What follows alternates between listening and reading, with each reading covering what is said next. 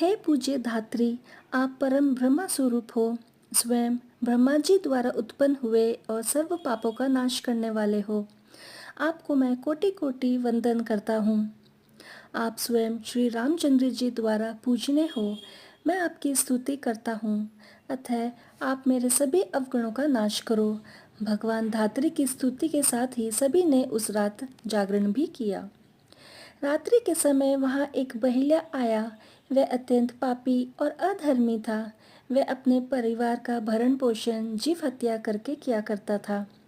उस समय भूख प्यास से अति व्याकुल वह बहेलिया मंदिर में हो रहे जागरण को देखने मंदिर के एक कोने में जाकर बैठ गया और भगवान श्री हरि की एकादशी कथा का महात्म्य सुनने लगा।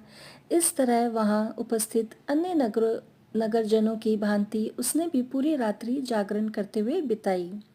प्रातःकाल होने पर सभी नगर जन अपने घर को चले गए। वह बहेलिया भी अपने घर को चला गया। घर जाकर उस बहेलिया ने भोजन किया और कुछ समय पश्चात उस बहेली की मृत्यु हो गई। किंतु आमल की एकादशी व्रत के कारण उसने अगले जन्म में राजा विदुर के घर जन्म लिया और वह वसुरथ के नाम से जाना गया।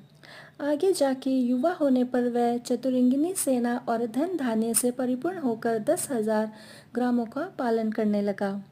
उसकी प्रतिभा तेज में सूर्य के समान, चंद्रमा के समान, वीरता में स्वयं भगवान विष्णु के समान और क्षमा में माता पृथ्वी के समान थी। वह अपने युग में महान धर्मनिष्ठ, सत्यवादी, कर्मवीर और परम विष्णु भक्त था। वह अपनी प्रजा का समान भाव से पालन किया करता था। वह परम दानवीर था और दान देना उसका नित्य कर्म भी था। एक दिन राजा अंकित करने हेतु जंगल में गया। देवयोग के कारण वह मार्ग भूल गया और दिशा की अज्ञानता के कारण वह एक वृक्ष के तले जाकर सो गया। कुछ ही देर बाद पहाड़ी मलच वहां आ गए। राजा को अकेला देख मारो मारो शब्दों के नारों लगाते हुए राजा की ओर दौड़े। वे कहने लगे, इस दुष्ट राजा ने हमारे सभी संबंधी, माता पिता, पुत्र पौत्र की निरपराध हत्या की है और हमें अपने नगर से बाहर निकाल दिया है। अतः ऐसे दुष्ट राजा को मारना अवश्य चाहिए।